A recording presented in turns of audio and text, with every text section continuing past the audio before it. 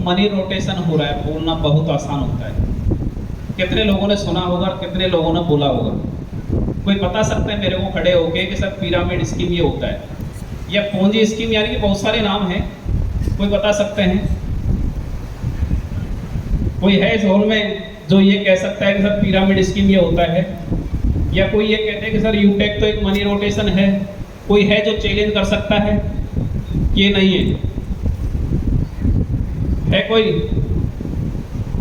तो दोस्तों, अगर आप मेरे को झेल पाएँ आधा घंटे या 15 मिनट या 20 मिनट, तो मैं आपको, मेरी इच्छा है, क्योंकि काफ़ी लीडर्स की डिमांड रही है कि सर अगर आप लीगल फील्ड से रहे हैं तो कम से कम एटलीस्ट मान के चलिए कि बेसिक नॉलेज तो देनी ही चाहिए।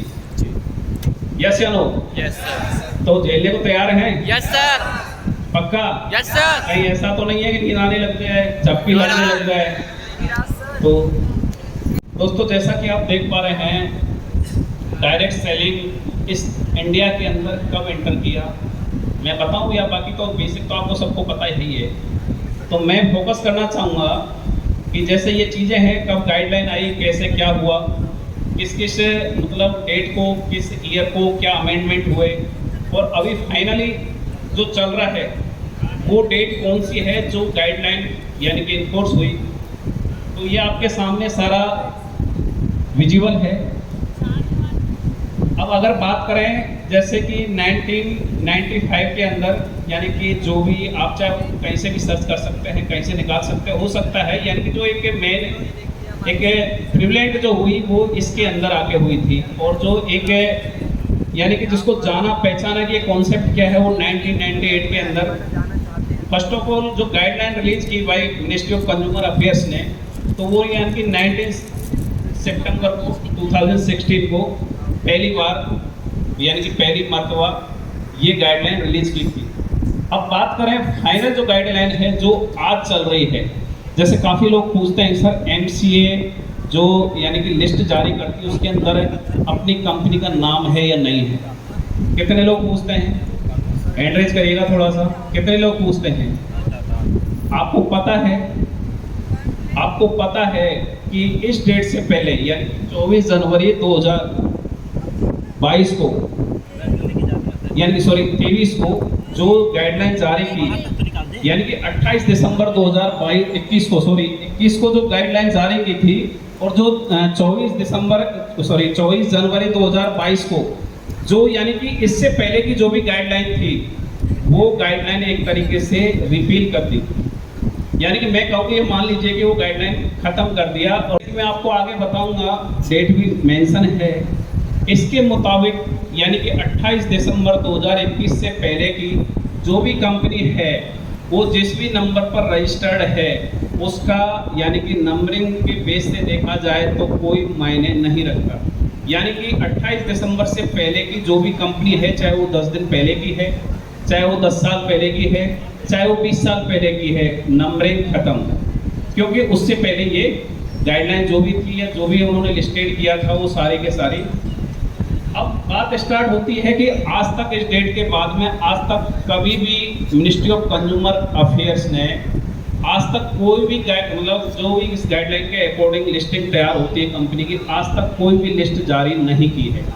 तो आप अगर कोई भी क्वेश्चन रेज होता है, कोई भी आपसे पूछता है कि सर कंपनी का नंबर कहाँ पे है, तो आप ठोक के कह सकते हैं, क्योंकि अभी मैं आपको एक बात और बताऊं, जैसे एमसी के बाद में मिनिस्ट्री ऑफ कंज्यूमर अफेयर के बाद में जो अभी इस पूरे बिजनेस की मॉनिटरिंग कर रहा है वो है एनसीएच, नेशनल कंज्यूमर हेल्पलाइन। आप शायद काफ़ी जानते होंगे उसके बारे में। यानी कि अपना कंपनी कोई भी अगर आती है इस इंडस्ट्री के अंदर, केवल फॉर्म सबमिशन होता है, आपका क्या प्लान है इस गाइडलाइन के अकॉर्डिंग, वहाँ पे सबमिशन के बाद में सारा मॉनिटरिंग करता है वो एनसीएच करता है। तो आपके सामने कभी भी ये क्वेश्चन अगर रेज होता है कि कंपनी का नंबर किस जगह है, किसी भी कंपनी का आज की डेट तक कोई भी नंबर नहीं है, चाहे वो कंपनी 20 साल पहले की हो, चाहे वो 10 दिन पहले की हो। तो ये क्लियर है आप सभी को? और कोई आप मतलब ठोक के कह सकते हैं कि सर आप बताइए आपकी कंपनी कहाँ स्टैंड करती है, क्योंकि लाइक पीछे की चीज़ें होती हैं उनको काफ़ी रिपीट करके बताते हैं कि सर ये कंपनी इस नंबर पर रजिस्टर्ड है, तो यानी कि आज की डेट में जो लेटेस्ट गाइडलाइन है उसका इन्फोर्समेंट जिस डेट से हुआ है उसके बाद में कोई भी आज तक लिस्ट जारी नहीं हुई। तो ये क्लियर हो चुका है आप सभी को। अब रही बात, जैसे कि मैंने बताया, मॉनिटरिंग जो एनसीएच करती है और जो भी ग्रीवेंस कमेटी वगैरह, जो भी ग्रीवेंस ऑफिसर वगैरह, वो सारा एक उसमें स्ट्रक्चर बनाया हुआ है। कोई कंपनी कैसे रन करेगी, अगर कोई कंप्लेंट रेज होती है तो उसको कैसे सॉर्ट आउट किया जाएगा, वो सारा मैं आपको इसमें, नेक्स्ट प्ले करिएगा। अब इसमें जैसे बताया गया है, मैं आपको एक बार बता दूं, एक सेकंड होल्ड रखिएगा।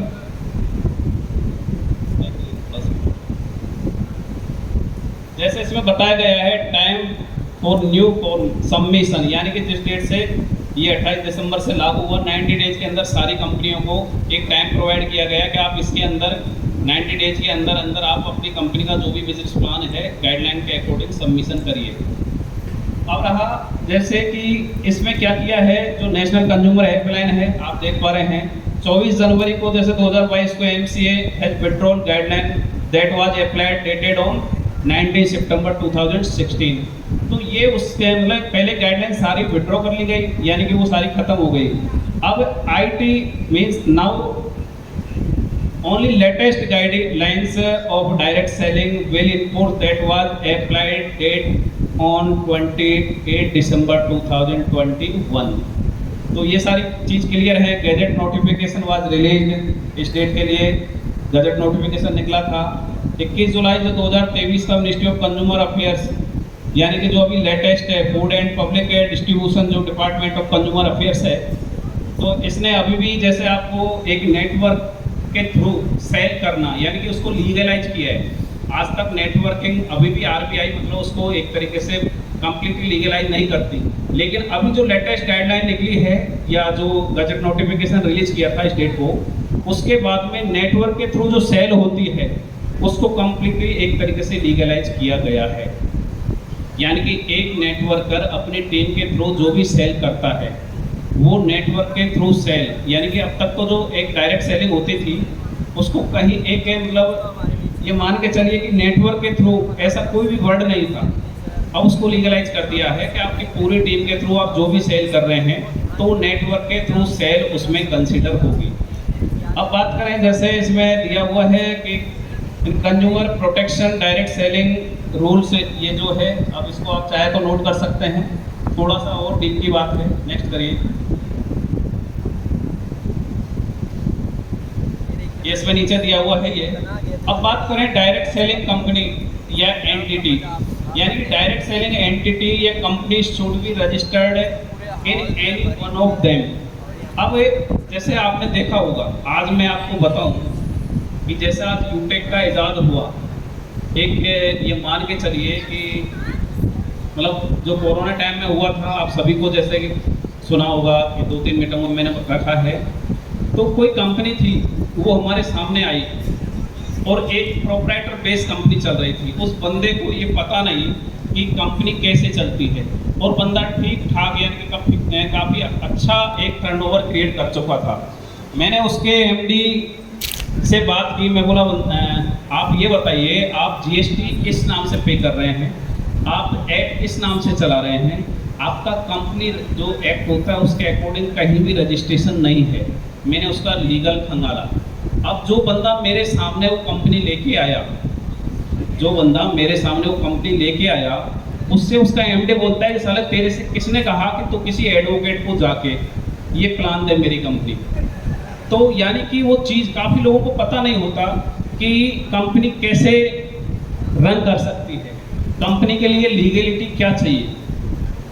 जैसे कि जो अभी गाइडलाइन है उसके अकॉर्डिंग ये है कि कंपनी एक्ट 2013 और पार्टनरशिप एक्ट, काफ़ी अगर लीगल के बंदे होंगे उनको पता होगा, पढ़ा भी होगा और जानते भी होंगे, और एलएलपी लिमिटेड लायबिलिटी एक्ट यानी कि 2008 का है, या यानी प्राइवेट लिमिटेड, यानी कि ये 3 जो कंडीशन दी हुई है, इसके अलावा यानी कि एलएलपी होनी चाहिए या प्राइवेट लिमिटेड होनी चाहिए। तो इनके अलावा मतलब ओपीसी भी हो सकती है, उसमें 250 करोड़ का एक टर्नओवर होता है, उसके बाद में वो प्राइवेट लिमिटेड करनी पड़ती है, यानी कि 1% कंपनी भी रन हो सकती है। तो ओवरऑल मेरा कहने का मतलब एक लीगल वे में कंपनी के पास में इन तीनों में से कम यानी कि एटलीस्ट वन एक्ट के अकॉर्डिंग रजिस्टर्ड होना मैंडेटरी होता है। अब बात करें जो नई गाइडलाइन है उसके अकॉर्डिंग आप गूगल पे भी मतलब जा सकते हैं, गूगल सर्च कर सकते हैं, ये चीज़ें आपको वहाँ पे मिल जाएगी। Physically office should be registered in Indian territory, यानी कि इंडिया के अंदर चाहे वो इंडियन कंपनी है चाहे वो फॉरेन कंपनी है, उसका फिजिकली ऑफिस होना चाहिए इंडिया की टेरिटरी के अंदर, यानी कि वो चाहे यूटी हो या कोई स्टेट हो या सेंट्रल, यानी कहीं पे भी उसका कम से कम एक ऑफिस होना चाहिए। अब इसका आप कंपेरिजन करते जाना यूटेक के साथ में कि यूटेक कितनी लीगल है, ये आप खुद जस्टिफाई कर सकते हैं। Company never included in money circulation and pyramid scheme, जो अभी मैं बात कर रहा था, अगर किसी के मन में कहीं भी डाउट है या कोई ये रखता है कि भाई मैं इसकी नॉलेज रखता हूँ, पिरामिड क्या होता है, पॉन्जी स्कीम क्या होती है, या मनी रोटेशन क्या होता है, या चिटफंड जो बोलते हैं, मतलब कई चीज़ें हैं, हालांकि इन सारियों में कई चीज़ें मतलब डिफ्रेंशिएट भी करती हैं। ओवरऑल एक अपन देख सकते हैं कि सारी करीब करीब एक जैसे ही होती हैं। अब बात करें जैसे कि आप देख पा रहे हैं पिरामिड ऑल्सो, देख करिएगा,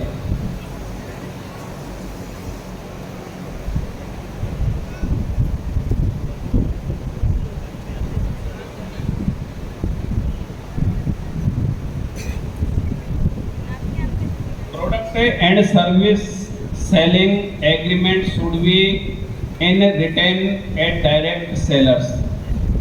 अब इसमें क्या आप समझते हैं, कोई इसका इंटरप्रिटेशन निकाल सकता है, कोई बता सकते हैं सोल के अंदर?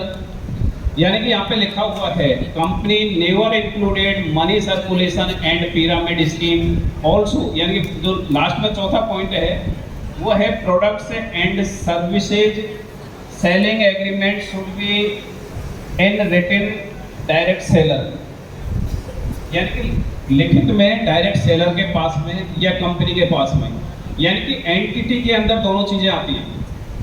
डायरेक्ट सेलर भी आप बोल सकते हैं, डायरेक्ट सेलिंग कंपनी भी बोल सकते हैं। अब उसके पास में अपना प्रोडक्ट सेल करने के लिए एक रिटन एग्रीमेंट होना चाहिए।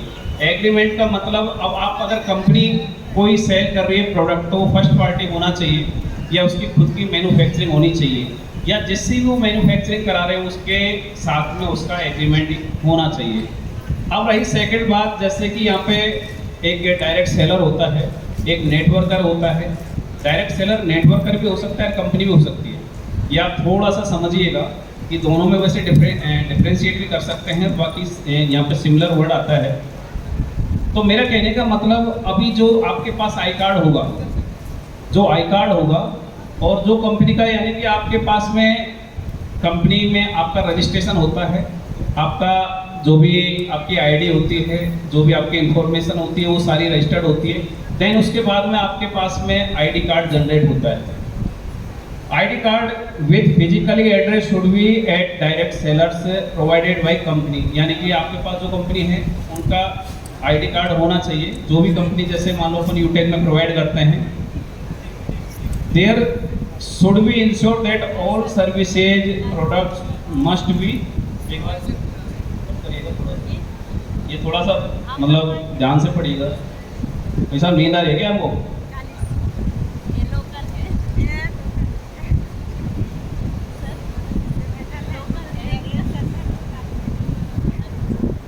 पे भी मिल सकती है, थोड़ा सा मेहनत करें तो। और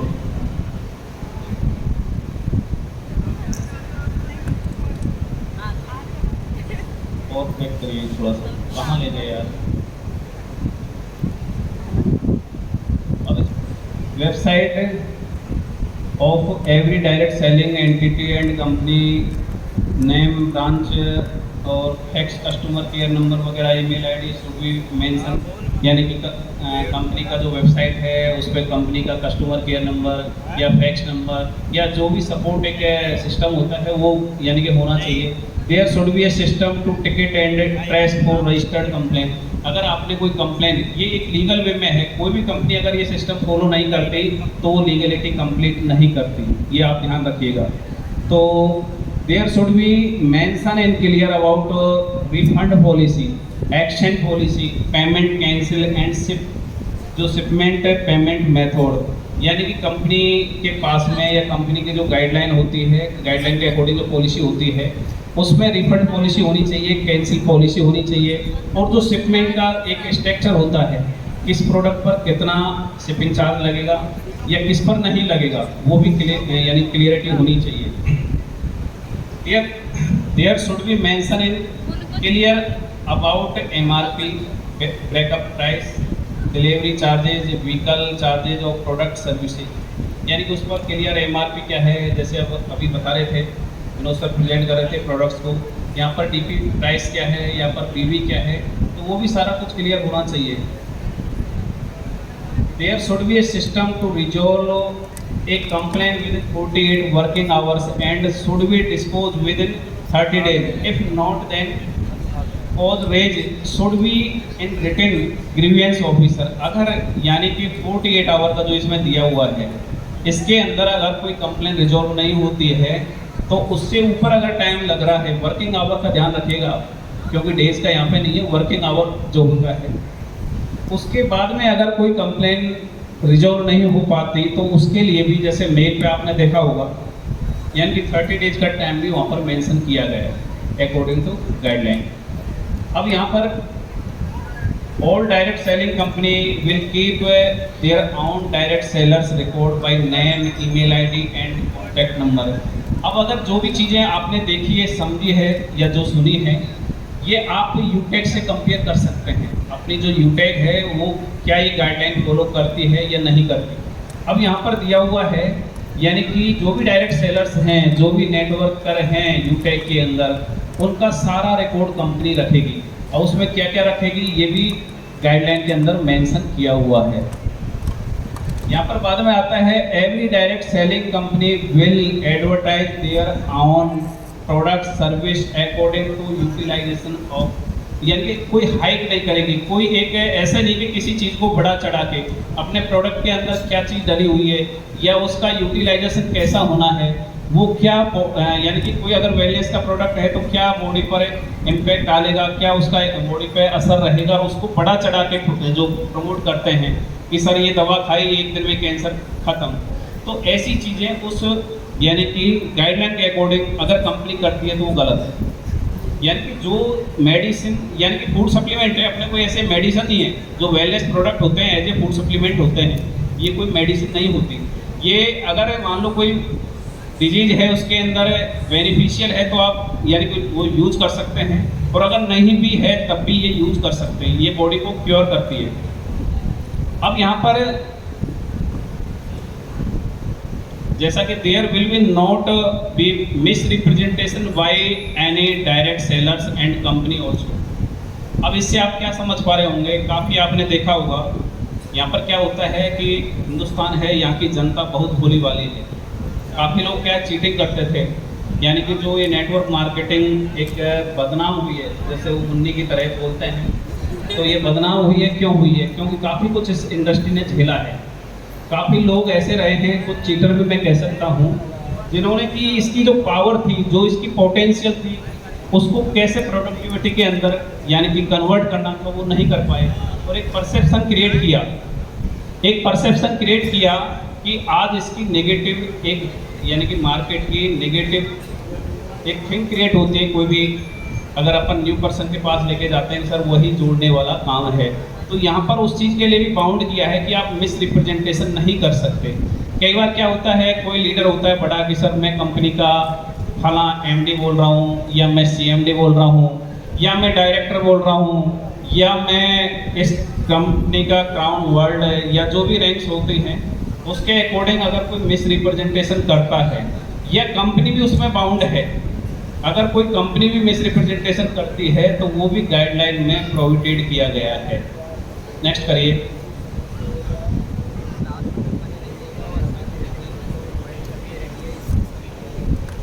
यहाँ पर आप देख पा रहे हैं, there will be a responsibility of direct sellers and company also about authorization of quality of service and products। यानी कि आपके सामने जो भी प्रोडक्ट्स हैं या जो भी कंपनी सर्विस प्रोवाइड कर रही है उसका ऑथराइजेशन आपके पास में होना चाहिए। ऐसा ना हो कि आप कोई भी चीज़ जो एक प्रोहिबिटेड होते हैं उनको आप सेल कर यानी कर रहे हो, कोई कंपनी कर रही हो या कोई डायरेक्ट सेलर सेल कर रहा हो, तो वो भी यहाँ पर यानी कि उसका ऑथराइजेशन होना चाहिए। ऐसा नहीं कि पेट्रोल अपन बेचें, अपन कल पेट्रोल बेचने लग जाए तो उसका ऑथराइजेशन अपन डायरेक्ट सेलिंग के अंदर नहीं कर सकते। कोई यानी कि अफीम बेच रहा है, कोई वाइन बेच रहा है, तो वो प्रोहिबिटेड लिस्ट के अंदर है। यानी कि जो प्रोडक्ट अपन सेल कर सकते हैं, जो ऑथराइज होते हैं, वही अपन प्रोडक्ट डायरेक्ट सेलिंग के अंदर सेल कर सकते हैं। अब आता है direct selling company will compliance and monitoring also about distribution method according to law. तो ये इसका आपको डायरेक्ट सेलिंग कंपनी विल यानी कि जो भी डायरेक्ट सेलिंग की जो भी कंप्लायंसेज होते हैं उनको फॉलो करने के लिए इसमें बताया गया है अकॉर्डिंग टू जो भी लॉ होता है। Every direct selling company will keep a identity record of direct sellers. If any direct sellers delisted, then report will be published on website. इससे कितने लोग हैं जो समझे होंगे? इस लाइन को देख के कोई बता सकता है? यस बताइए सर।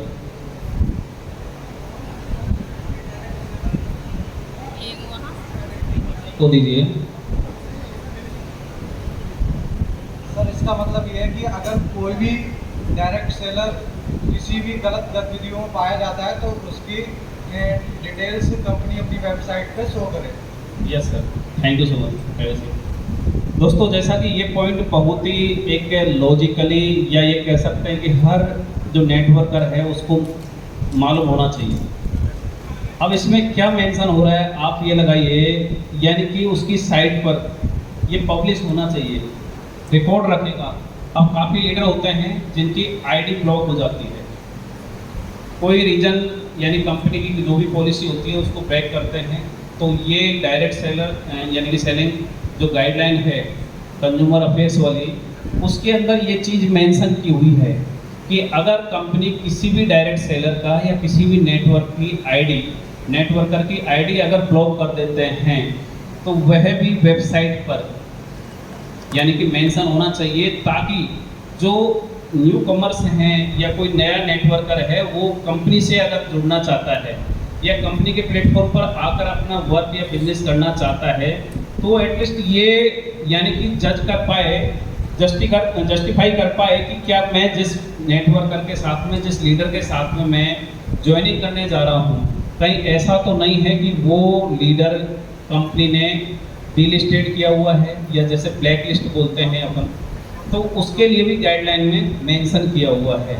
तो ये सभी मतलब उनको होना चाहिए, क्योंकि ये जो मिनिस्ट्री ऑफ कंज्यूमर अफेयर्स है उसने अपनी गाइडलाइन के अंदर ये मेंशन किया हुआ है। Direct selling company will be A part of NCH proceeding on central government जो होती है NCH, यानी कि जो भी ट्रेडिशनल कंपनी होती है, चाहे वो SLM ले लीजिए या ई-कॉमर्स की ले लीजिए और चाहे आप डायरेक्ट सेलिंग की ले लीजिए, NCH के जो भी गाइडलाइंस है, जो भी रूलिंग्स है, उसको कंपनी को फॉलो करना ही पड़ेगा। अब इसमें कैसे फॉलो किया जाता है कि कोई कंप्लेंट रेज होती है तो उसका एक ग्रीवियंस कमेटी होती है, एक नोडल ऑफिसर होता है, ग्रीवियंस ऑफिसर होता है। तो अकॉर्डिंग टू जो NCH का एक ड्राफ्ट है उसके अकॉर्डिंग कंपनी के पास में ये कमेटी भी होनी चाहिए। और अगर इसको आपको देखना है तो मेरे ख्याल में ये भी अपने आपको ऐप के अंदर मिल जाएगा, कंपनी का जो NCH का रजिस्ट्रेशन है वह भी आपको मिल जाएगा। बात करें, if any company sell Ayurvedic and homeopathic product then should be registered and license should be taken also in Drugs and Supply Act 9। जो एक्ट है आयुर्वेदिक जो भी प्रोडक्ट होते हैं उसके अकॉर्डिंग कंपनी अगर मैन्युफैक्चरिंग कर रही है, अपना प्रोडक्ट खुद ही अगर मैन्युफैक्चरिंग कर रही है तो इस एक्ट के अकॉर्डिंग रजिस्टर्ड होनी चाहिए। तो ये भी एक मतलब समझने वाली, जानने वाली चीज़ है और ये सबको मतलब अपने जहन में रखना चाहिए। All sensitive data of direct sellers the company will secure according to IT act 2000। जो IT एक्ट है यानी कि उसका सब वो आर्टिकल भी दी हुई है, 21 एंड सेक्शन 43 जो लीगल के बंदे हैं वो जानते भी होंगे। तो इसके अकॉर्डिंग जो डेटा है उसका सिक्योर रखना भी कंपनी की रेस्पॉन्सिबिलिटी है। अब बात करें, थोड़ा सा करिएगा स्क्रीन को। The direct selling company will maintain a record of registrations, licence, certifications of ROC, MCA, NCH, TAN, PAN, MSME, GST certificates, FSSAI, यानी कि जो भी है ट्रेडमार्क है, ISO या जो भी यानी कंपनी के जो भी रजिस्ट्रेशंस हैं वो कंपनी एक रिकॉर्ड रखेगी। कोई भी लीडर जाके, कोई भी डायरेक्ट सेलर जाके, कोई भी कंपनी का अगर कोई बंदा मान लो लीगल चेक करना चाहता है, जैसा कि अपने तो साइट पे भी डली हुई है और ऐप के अंदर भी डली हुई है, तो उसका भी रिकॉर्ड रखने के लिए यहाँ पर मैंडेटरी किया गया है। नेक्स्ट करेगा सर।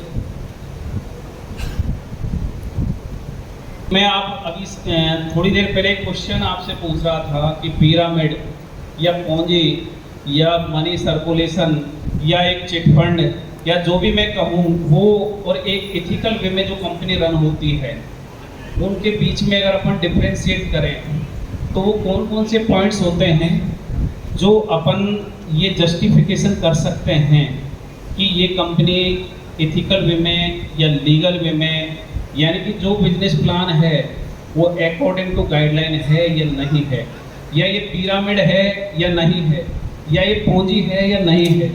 अब ये आप देख पा रहे हैं, सभी विजिबल है आप सभी को? Yes sir. ये पढ़ पा रहे हैं? इसमें आप समझिएगा, if have a level then income fixed, थोड़ा सा कंसंट्रेट करके इन पॉइंट्स को थोड़ा क्लियर आउट करिएगा। इफ यानी कि having a level then income fixed, इसका मतलब क्या समझ रहे हैं आप? सभी समझ चुके होंगे। अगर कोई लेवल है आप किसी भी कंपनी में, मैं मतलब यूटेक की बात नहीं कर रहा, आप किसी भी कंपनी आज तक आपने की है या आज यूटेक कर रहे हैं, आप वहाँ पर एक देखिएगा कि if have a level then income fixed, यानी कि अगर आपके पास लेवल है और इनकम फिक्स हो गई, जैसे कि अभी कि लाख रुपए प्लेटिनम रैंक पे आता है, अगर सपोज यहाँ पर कंपनी में जो भी प्लेटिनम हैं, मान लो 20 हैं, 22 हैं, 25 हैं, जो भी हैं, अगर उनको ये कर दिया जाए कि सारे प्लेटिनम्स की इनकम मंथली या ईयरली जैसे भी है या वीकली सबका सेम यानी कि सिमिलर इनकम मानी है, तो ये मान के चलिए कि वो कंपनी अपने यहाँ पे आती है। कोई लाख भी कमा रहा है, कोई 2.5 लाख भी कमा रहा है, कोई 70-80 हज़ार भी कमा रहा है। लेकिन अगर आपको ये जानना है कि लेवल के अकॉर्डिंग अगर इनकम फिक्स हो गई तो इट मीन्स क्या है, वो कंपनी पिरामिड स्कीम के अंदर आती है। अब आप नेक्स्ट आगे देखिए, यहाँ पर मैंने दोनों को मतलब एक डिफ्रेंशिएट करने के लिए आपको कंपेयर कराया गया है, pyramid scheme versus direct selling scheme. Having a level but income not fixed, level है लेकिन इनकम फिक्स नहीं है, तो वो क्या आती है? डायरेक्ट सेलिंग कंपनी, यानी कि जो इथिकल वे में जो कंपनी रन होती है वो उसकी पहचान होती है। और ये पहचान किसकी होती है कि अगर लेवल ले लिया तो इनकम फिक्स हो गई, आपको लाख रुपए आना है, ये लेवल ले लिया, अगर फिक्स हो गया तो वो इस यानी कि पिरामिड के अंदर आता है। देन अपन बात करें मनी इन्वेस्टमेंट, अगर कोई कंपनी मनी इन्वेस्टमेंट करा रही है तो ये पक्का मान के चलिए कि वो पिरामिड स्कीम है। अब बात करें नेक्स्ट इसके वर्सेज में जाके देखें, no investment only product and services selling and purchasing, यानी कि अगर वो डायरेक्ट सेलिंग कंपनी है वहाँ पर कोई भी इन्वेस्टमेंट नहीं होता, ये क्लियर कट होना चाहिए। अगर इन्वेस्टमेंट हो रहा है तो वो पिरामिड स्कीम के अंदर आती है। अब जैसे कि आप यूटेक की बात कर लें, यहाँ पर आप सभी जानते हैं कि रजिस्ट्रेशंस की कोई भी रजिस्ट्रेशन करते हैं कितनी टीम बन ले तो कभी कोई पैसा नहीं लगता। आप अगर यानी कि ईबुक परचेज करें या कोई टी शर्ट परचेज करें या कोई सर्विसेज परचेज करें, चाहे आपने MSME परचेज किया या आपने ISO रजिस्ट्रेशन कराया या आपने GST रजिस्ट्रेशन कराया या आपने कोई यानी कि वेलनेस का प्रोडक्ट परचेज किया, तो मेरा कहने का मतलब आपके पास में यहाँ पे क्लियर कट दिया हुआ है कि no investment, only product services selling और परचेजिंग, यानी कि सेल होनी चाहिए और परचेज होनी चाहिए। अगर ये दोनों चीज़ हो रही है, इन्वेस्टमेंट नहीं है, तो इट मीन्स वो डायरेक्ट सेलिंग कंपनी है, वो इथिकल वे में है, लीगल वे में है। अगर इन्वेस्टमेंट बुरा है तो वो पिरामिड स्कीम है। नेक्स्ट बात करें, money taken by products to show namely but not existence. It means जो भी पैसा लिया जा रहा है नेटवर्क के थ्रू, जो भी पैसा लिया जा रहा है वो केवल प्रोडक्ट नाम मात्र का है। अगर वो प्रोडक्ट है आप रेट नहीं कर सकते, आप यूटिलाइज नहीं कर सकते, और कैसे भी आपको प्रोडक्ट के नाम पे कुछ थोपा जा रहा है, तो इट मीन्स वह भी पिरामिड स्कीम के अंदर आता है। आपको यूटिलाइज होना चाहिए, चाहे वो सर्विस हो या प्रोडक्ट हो, यूज होना चाहिए। वो आपका वर्चुअली भी हो सकता है, फिजिकली भी हो सकता है। इधर सामने आप देखिएगा, income generate by only products and service sale and purchase. यानी कि अगर इथिकल वे में कंपनी है, अकॉर्डिंग टू गाइडलाइन अगर कंपनी रन कर रही है, तो आपकी इनकम केवल और केवल प्रोडक्ट एंड सर्विस के सेल से और परचेज से ही होना चाहिए। इट मीन्स वो कंपनी एक लीगल वे में रन कर रही है। अगर ऐसा नहीं है, हम में काफ़ी कंपनियां हैं, नाम तो नहीं लेना चाहूँगा, तो मेरा कहने का मतलब कोई ऐसे नहीं कि एक नाम मात्र का कोई प्रोडक्ट रख दिया जो ना तो अपन उसको रीड आउट कर सकते, ना यूटिलाइज कर सकते, ना उसको यूज कर सकते, और उसके बिहाफ में अगर आपसे पैसा लिया जा रहा है तो वो पिरामिड स्कीम के अंदर आता है। Dream so to become a क्या billionaire at overnight, not to sell, not to work, यानी कि रातों रात अरबपति करोड़पति बनाने के सपने दिखाए जाते हैं। ओवरनाइट आपको ये मतलब विजुलाइज कराया जाएगा कि आप इतना करिए और ऐसे करिए, आप यहाँ पर इतना पैसा इतने दिन में या 10 दिन में या महीने में या 10 महीने के अंदर आप यहाँ पर कमा सकते हैं। तो इट मीन्स यानी कि डबल ट्रिपल करने का जो सिस्टम है, आप 10,000 लगाइए, आपको 1 महीने बाद या 6 महीने बाद आपको लाख रुपए मिलेंगे। आप यहाँ पर लाख रुपए लगाइए, आपको 1 साल बाद यहाँ पर 10 लाख रुपए मिलेंगे। तो अगर ऐसा भी है तो वो कंपनी भी पिरामिड स्कीम के अंदर आती है। तो फर्स्ट, जैसे कि नेक्स्ट बात करें अपन, first customer income will get after will get feel only cheating. यानी कि ये कंपनी का एक वो होता है कि पहले कोई आया, जैसे इसका एक और आगे आएगा अभी, इसमें एक मूर्ख बन के दूसरे को मूर्ख बनाता है। अब इसका आप देखिएगा कि don't matter to coming position, income will generate on by only sale and purchase. तो यहाँ पर मतलब पोजीशन कोई मायने नहीं रखती। जैसे कि यूटेक का लेवल प्लान है, यहाँ पर अगर मान लो आपके बाद में कोई बंदा आ रहा है तो हो सकता है वो अपलाइन से भी ज़्यादा इनकम जनरेट कर सकता है। अगर आपका अपलाइन से आपके पास अपॉर्चुनिटी नहीं है ऊपर जाने की, ज़्यादा अर्निंग करने की, तो ये भी ओवरऑल मान के चलेगा कि वो पिरामिड स्कीम है। अगर आपके पास में प्लान के अकॉर्डिंग अपने अपलाइन से अप होने का, रैंक अप करने का, अर्निंग अप करने का अगर अपॉर्चुनिटी है उस प्लान के अंदर, तो वह डायरेक्ट सेलिंग के अकॉर्डिंग जो लीगल कंपनी रन करती है उसके अंदर आता है। और अगर नहीं है कि मैं जहां स्टैंड कर गया, मेरे डाउन वाला बंदा मेरे से ऊपर नहीं जा सकता, तो इट मीन्स मान के चलेगा कि वो एक पिरामिड स्कीम है। There is no matter value for money, only virtual products here. यानी कि अगर वर्चुअल प्रोडक्ट है, वैल्यू फॉर मनी नहीं है।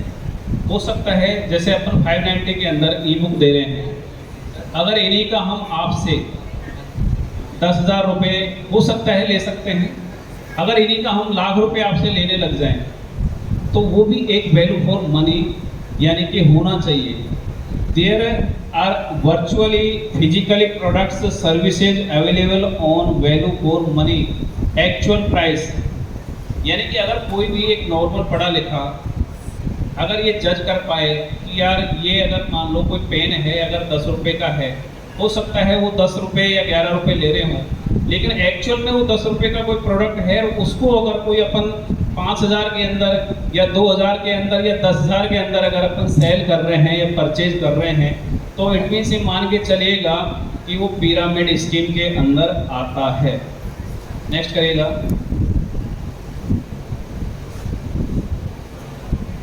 ये कुछ मतलब आपको समझाने के लिए मैंने, यानी कि there is 3 stage of pyramid scheme: company oriented, leader oriented और एक्सप्लोइटेशन शोकिंग सुकन। ये क्या होता है, यानी कि अगर कोई कंपनी ओरिएंटेड प्लान है या कोई लीडर्स ओरिएंटेड प्लान है, यानी कि जो भी मैं बता रहा था, अगर आपने कोई स्टैंड कर लिया, कोई एक पोजीशन ले ली, आपके डाउन लाइन वाला अगर आपसे ऊपर नहीं जा सकता, तो सीधा सीधा सा मान लीजिए कि वो पिरामिड स्कीम है। अब इसमें क्या होता है, एक शोषण होता है, यानी कि एक बंदा पहले तो खुद पीड़ित हुआ, मैं ठगा और मैंने दूसरे को ठगा, दूसरे ने तीसरे को ठगा और तीसरे ने चौथे को ठगा। तो जो इन्वेस्टमेंट कंपनी अपन बात करते हैं, महीने आरओआई जो प्लान होते हैं, महीने 6 महीने 2 महीने जो चलते हैं साल को, तो उसके लिए इसमें बताया गया है कि मान लो एक बंदा ने 6 बंदे लगा दिए, 6 ने ज्वाइन कराया 36 को, एक कैलकुलेशन आपको बताई गई है। अगर इसके अकॉर्डिंग ये प्लान चलता है, अगर ये चीज़ वहाँ पे कंपनी ओरिएंटेड का मतलब केवल और केवल कंपनी का हित देखा जा रहा है, वो कंपनी कब वाइंड अप होगी कोई पता नहीं है, ऊपर वाला जाने। लीडर्स ओरिएंटेड है, जितने लीडर आ गए साल भर के अंदर या 6 महीने के अंदर या 2 महीने के अंदर, तो उन लीडर्स को तो इनकम आएगी, बाकी वाले बाद में पैंट और पजामे पकड़ते रहेंगे। तो मेरा कहने का मतलब वो टांग खिंचाई वाला जो आपने देखा होगा कि इस कंपनी में इतना इन्वेस्ट किया या मेरा उसने इसमें इतना इन्वेस्ट करा दिया, वो कंपनी 3 महीने बाद या 6 महीने बाद गायब हो गई, तो उसके लिए एक ग्राफ आपको बताया गया है। Company makes a network, those who are engaged in it, they are up, and those who are down, no matter what they do, they can never go above the upper in earning। यानी कि अपने downline वाले अगर अपने से ऊपर नहीं जा सकते, सीधा सीधा समझने का है, अपना अगर कोई डाउनलाइन है वो अगर अपने से ऊपर अर्निंग नहीं कर सकता प्लान के अकॉर्डिंग, तो सीधा सट मान लीजिए कि वो पिरामिड स्कीम है।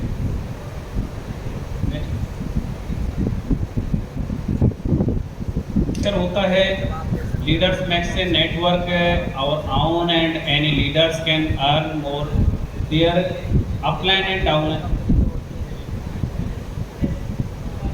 ये डायरेक्ट सेलिंग कंपनी का वो है, मैं वो पहले बता रहा था, वो पिरामिड का है। अब इसमें देखिए आप, pyramid scheme, fraud company, pyramid structure, recruitment, main focus. अब आप इनको थोड़ा सा समझिएगा, पॉइंट्स हैं इनको, यानी कि इस जो प्लान होता है, ये पिरामिड प्लान या पॉन्जी प्लान या जो भी मनी रोटेशन, उसके अंदर ये चीज़ें आपको मिलेंगी। फ्रॉड कंपनी, पिरामिड स्ट्रक्चर क्या होता है, इसके अकॉर्डिंग होता है। अब इसमें रिक्रूटमेंट, मेन फोकस, यानी कि जितने ज़्यादा लोग आ सके उस पर फोकस होता है। उसके बाद no screening process for recruitment, यानी कि लोगों को रिक्रूट करने के लिए कोई प्रोसीजर नहीं होता, कोई प्रोसीडिंग नहीं होती। मेंबरशिप फी पे फॉर प्रोडक्ट और वन फुल फाइंड्स अनदर। अब ये चीज़ समझिएगा आप, यानी कि अगर कोई बंदा वो खुद एक मतलब चीटेड हुआ, वो फूल बना और वो दूसरे को फूल का तांगा, एक मतलब गुलाब का फूल जाके देगा कि यार मैंने तो ले लिया, अब भाई तू पकड़ इसे। तो एक मूर्ख बन के, एक यानी कि ठगी का शिकार होकर दूसरे को ठगी कराता है। तो इस प्लान की ये खासियत होती है। प्रोडक्ट लेस इम्पोर्टेंट, यानी कि प्रोडक्ट की कोई महत्ता नहीं होती, कोई मायने नहीं होते। हैंस ओवर प्राइस्ड, अगर मान लो होते भी हैं तो ओवर प्राइस्ड होते हैं, यानी कि उनका एक ज़मीन आसमान के जैसा अंतर होगा। अगर 5 रुपये की चीज़ होगी तो हो सकता है वो 500 रुपये वैल्यू रखते हों उसकी। इसमें बाद में आपको दिया है live events, distributor and consumer, followed by से यू आर डिस्ट्रीब्यूटर। यानी कि ओवरऑल ये दिखाया जाता है कि भाई आप डिस्ट्रीब्यूटर हो, आप ऐसे यानी कंपनी का ये प्लान है, आप इतने दिनों में इतने पैसे यहाँ से अर्न कर लोगे। तो ओवरऑल मेरा कहने का मतलब जो ये पॉइंट्स हैं, अगर आप थोड़ा सा वर्क करें तो ये आप गूगल पे या यूट्यूब पे जाके भी आप इनको सर्च कर सकते हैं, अंडरस्टूड कर सकते हैं। Next, direct selling company. अब नॉर्मल कंपनी या जैसे अभी डायरेक्ट सेलिंग का आपने देखा, मैंने पहले बताया था कि किस एक्ट के अंदर रजिस्टर्ड होनी चाहिए। तो नॉर्मल कंपनी होती है जैसे कि सेलर होता है, डिस्ट्रीब्यूटर होता है, कंज्यूमर होता है। नेक्स्ट करिएगा।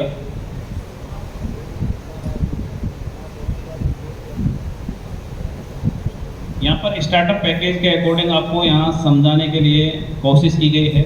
एक डिस्ट्रीब्यूटर होता है, आप सभी जानते हैं इन चीज़ों को, ज़्यादा मेरे हिसाब से डिटेलिंग करने की ज़रूरत नहीं है। जैसे रैंक से के अकॉर्डिंग होता है। एक नॉर्मल कंपनी की बात कर रहा हूँ मैं, जो एक लीगल वे में चलती है। अब जैसे अगर यहाँ पे भी थोड़ा सा डिफ्रेंशिएट करें अपन लेफ्ट राइट का, या जो भी अभी कई लीडर्स बोले थे, तो उनका भी मतलब काफ़ी चीज़ें हैं इसमें, कुछ कॉम्प्लिकेटेड ऐसे, मतलब आप मान के चलिए कि कैसे डिफ्रेंशिएट किया जाए। तो चीज़ों को एक लीगल एक्सपर्ट ही बता सकता है, अमूमन नॉर्मल इंसान या लीगल फील्ड का नहीं है तो नहीं समझ सकता। नेक्स्ट करिएगा।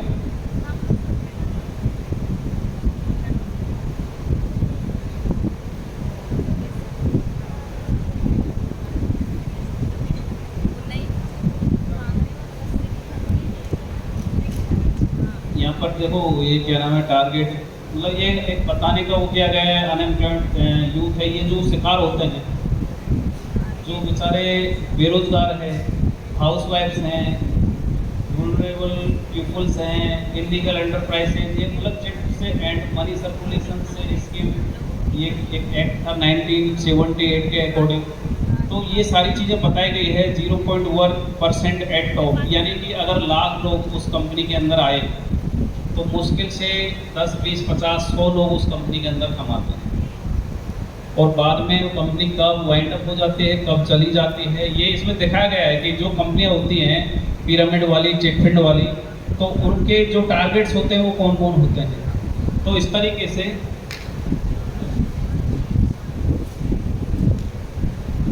बात करो, जैसे कि काफ़ी लोग लीगल के बारे में पूछते हैं। एक कोई भी बिजनेस रन करने के लिए